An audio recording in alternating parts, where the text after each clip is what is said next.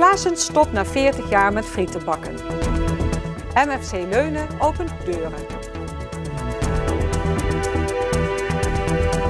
Het is vandaag 18 december. Dit is het Peel en Maasjournaal.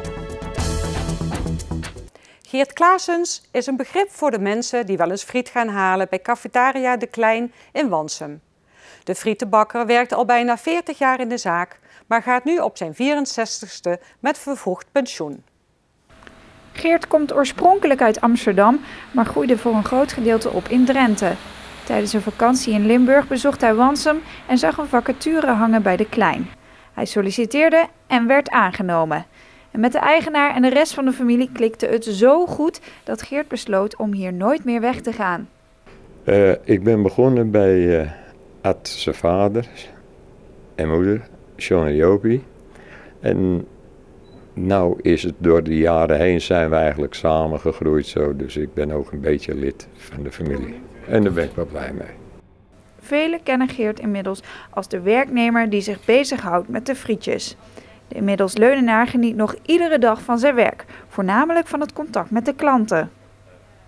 Het is hetzelfde werk, maar elke minuut is weer een andere situatie.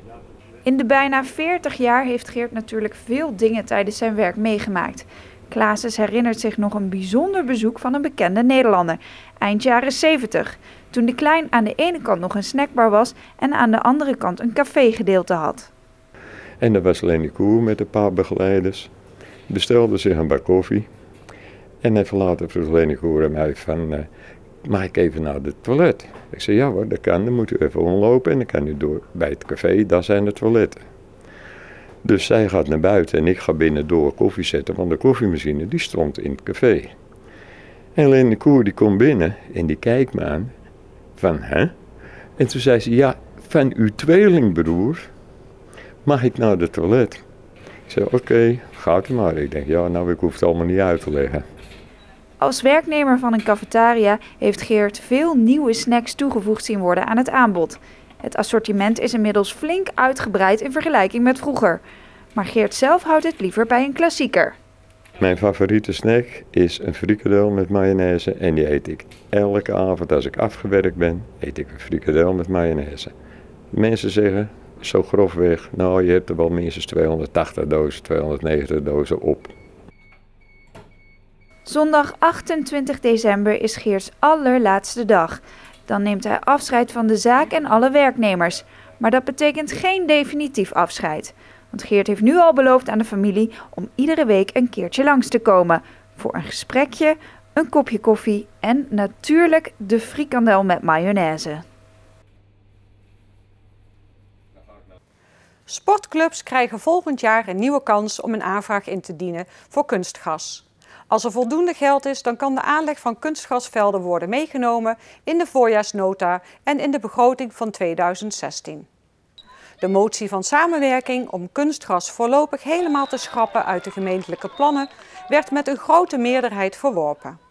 De aanleg van een kunstgrasveld voor korfbal kost €120.000. Daarvan betaalt de vereniging 1/3 deel. Het MFC in Leunen opent zaterdag officieel de deuren. Daarmee gaat een lang gekoesterde wens van het dorp in vervulling. De behoefte aan een nieuw gemeenschapshuis was er al jaren. Het gemeenschapshuis De Brink dateert uit 1965 en is behoorlijk verouderd. Om de leefbaarheid in het dorp te behouden ontstond het idee om het leegstaande Rabobankgebouw om te bouwen tot multifunctioneel centrum. En dat is nu inmiddels helemaal klaar. Daarmee sluit de organisatie met de vele vrijwilligers een bijzondere periode af. Druk, hectisch, maar wel dat de vrijwilligers het een beetje beschouwen als een stukje van hunzelf. En betrokken, inwoners zijn allemaal heel betrokken, kwamen kijken af en toe, kwamen gewoon spontaan binnen van ik heb morgenavond of ik heb zaterdag vrij, kan ik iets doen. Betrokkenheid. De afgelopen weken hebben de vele vrijwilligers de laatste hand gelegd aan de afronding. Aan het project hebben in totaal zo'n 150 mensen uit het dorp belangeloos meegewerkt. Gerrit en Bert zijn 2 van deze vrijwilligers. Zij hebben het buitenbeheer en sloopwerk gedaan. Het tweetal heeft veel plezier gehad in het werk. Heerlijk. Het is helemaal heel ontspannen. We zijn op 2 februari van dit jaar begonnen. En echt tot nu toe is er bij ons buiten nog niet één verkeerd woord gevallen tegenover elkaar. We hebben gelachen, ook met de firma's die hier, waar we mee gewerkt hebben. En het was echt super. Maar het mooie is van het hele buitengebeuren. We hebben jeugd gehad vanaf 18 jaar tot mensen van plus minus 80, denk ik. En als je, ja, ik ben zelf dan 65 geweest en Gerard ook. En als je dan ziet dat je op een avond misschien 1,5, 2 uur lang met jongeren van 18, 19 jaar bezig bent, die enthousiast zijn en daar het gevoel bij hebt, dan worden de opvolgers, dat worden goede vrijwilligers. Daarna nou een lekker pilsje drinken met die jongens en je krijgt er eigenlijk alles van gedaan dan. Maar ze hebben er ook echt lol in en ze zijn trots dat ze het mogen doen, denk ik. Hoe kijken jullie naar het eindresultaat? Met een heel goed gevoel. Het is een supermooi gebouw geworden, van buiten ook, van binnen. En de laatste dagen, dan heb je er voldaan gevoel over je lijf.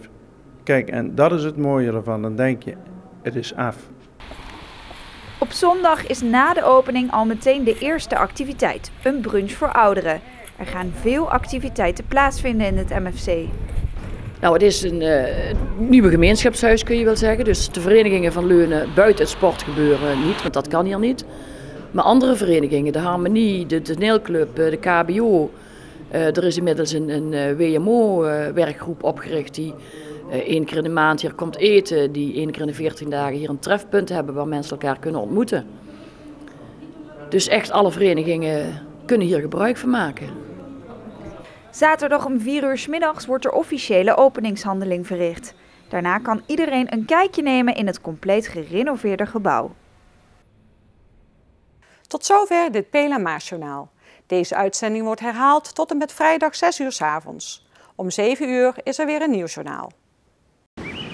Weer of geen weer, bij ons is het altijd vakantieweer. Aankomende nacht wordt het niet kouder dan 10 graden. Het is bewolkt en er zijn perioden met motregen. Morgenochtend blijft het regenen. In de loop van de middag klaart het op en het wordt maximaal 11 graden. Ik wens u een fijne avond en graag tot morgen.